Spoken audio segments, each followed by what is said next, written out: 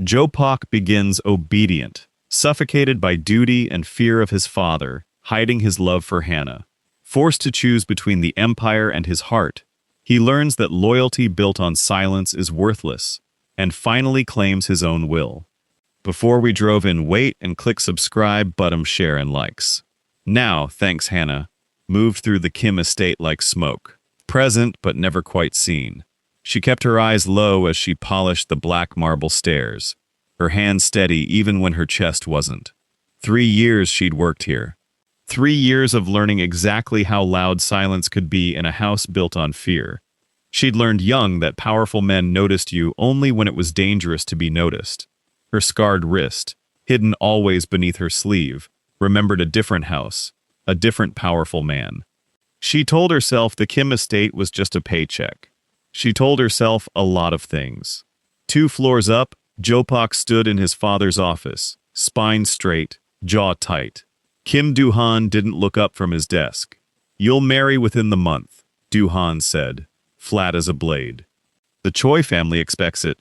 This ends the dispute before it becomes a war." "I don't know her," Jopak said quietly. "You don't need to know her.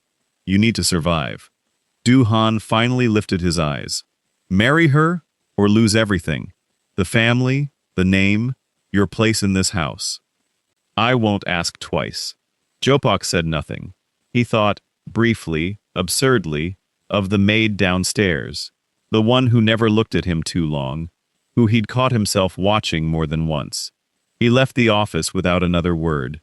Downstairs, Hannah heard the study door slam. She didn't look up, but something cold moved through her anyway, the old instinct that told her a storm was coming, and this time, she wouldn't be able to stay invisible from it. 3 days later, Duhan called the household together in the main hall. Hannah stood near the wall with the other staff, invisible as always, until Duhan spoke the name. "Yuna Choi. The wedding is in 3 weeks." The room didn't move, but something in Hannah's chest dropped like a stone through water. She watched Jopak's face, perfectly still, perfectly controlled, the way a man looks when he's been trained since childhood not to flinch in front of his father. Only his hands betrayed him, fingers curling slightly at his sides. Yuna Choi arrived that evening in a black car with tinted windows, stepping out in a red coat, smiling a smile that didn't reach her eyes. She shook Duhan's hand first, then Jopak's, holding it a beat too long, studying his face like she was memorizing it for a reason that had nothing to do with love. Hannah served tea in the sitting room, keeping her eyes down, but she felt Yuna's gaze slide toward her once. Cold, assessing, gone. Later, alone in the hallway, Jopak caught Hannah's arm. Gently, urgently. "Did you see her? The way she looked at me? I saw a stranger sizing up a room," Hannah said quietly. "That's all. That's not all." His voice dropped. "I don't trust her. I don't know why. I just—" He stopped himself. Hannah pulled her arm back, her scarred wrist brushing his hand. "It doesn't matter what you feel," she whispered. "Your father already decided." She walked away, before he could see her hands shaking. Jopak found his father in the study past midnight, still awake, still working.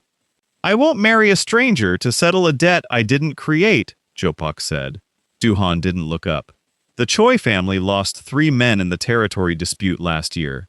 This marriage is the only thing standing between us and a war we can't win. You think this is about you? Something's wrong with her, father." "I feel it." Now Duhan looked up, eyes hard as stone. "Feelings get men killed in this family. Obligations keep them alive." He stood slowly. "You will marry her, or I will name your cousin heir before the month is out. Everything you were born for, gone. Is that what you want?" Jopak said nothing.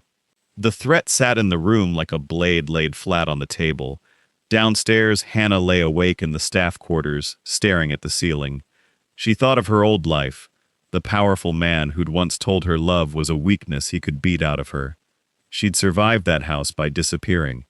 She could disappear again. She should. But when she closed her eyes, she saw Jopak's hands trembling at his sides, and something in her, something she'd buried for years, refused to look away. What would you do if the only safe choice meant watching someone you loved walk into danger alone? The question followed her into a sleep that didn't come easily. The wedding preparations swallowed the house whole. Florists, tailors, caterers, and Hannah, assigned by Duhan himself to attend Yuna Choi personally so the bride feels welcome. It was, Hannah understood immediately, a punishment disguised as a duty. She fitted Yuna's veil, straightened the hem of gowns that cost more than a year of her wages, and watched, always watched. Yuna's phone buzzed constantly. Calls she took in rooms with the door shut. Once, Hannah caught a single word through the wood. Tonight. Jopok found reasons to be near the fittings that made no sense for a groom. He'd linger in doorways, catch Hannah's eye, look away first.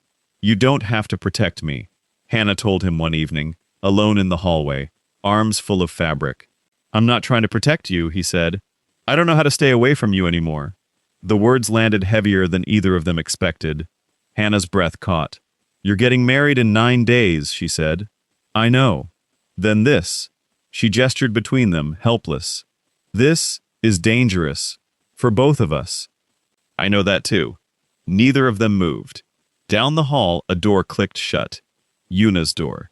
Hannah startled, stepping back fast, putting distance between herself and Jopok before anyone could see.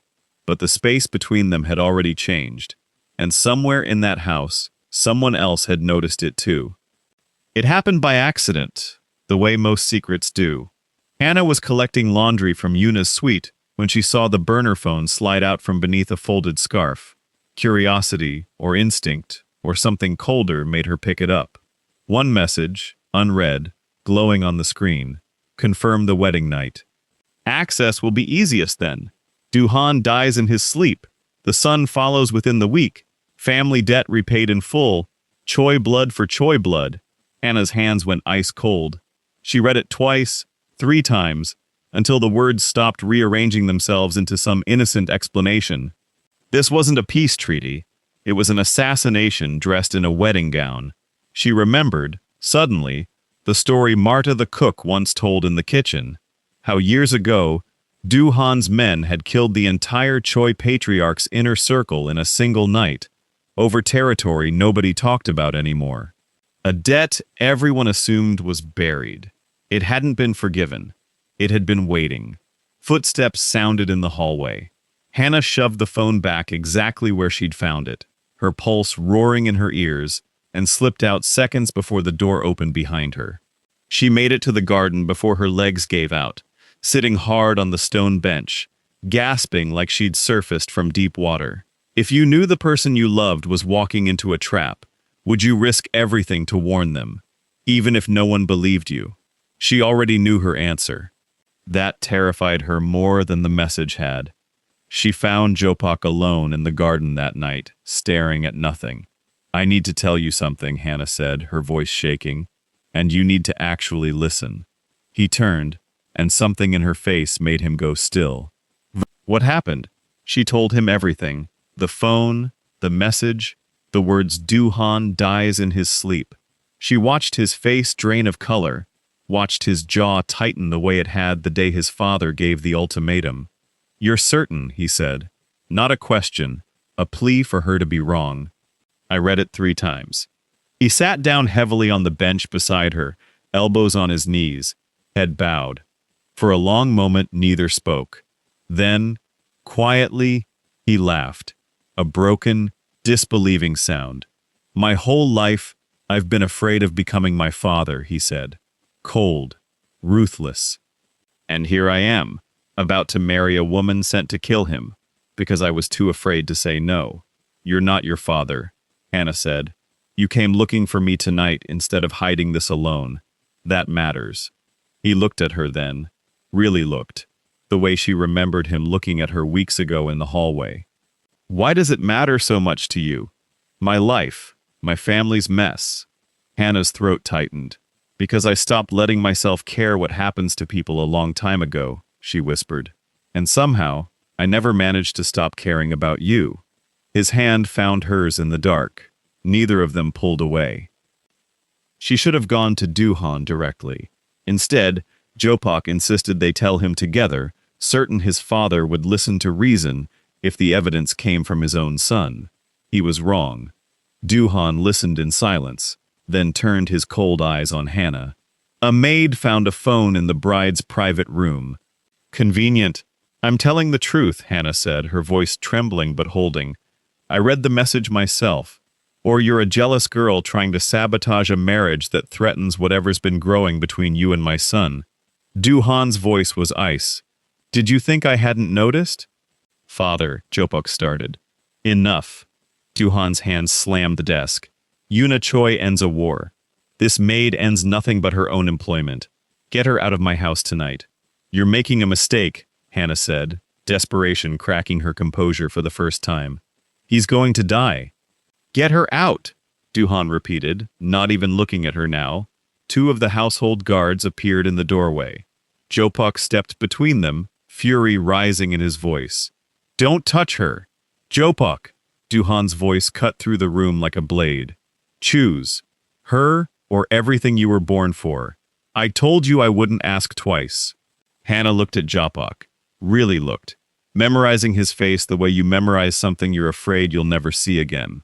Then she turned and walked out on her own. Before the guards could touch her. Before Jopok could choose wrong in front of everyone. She didn't look back. She couldn't afford to.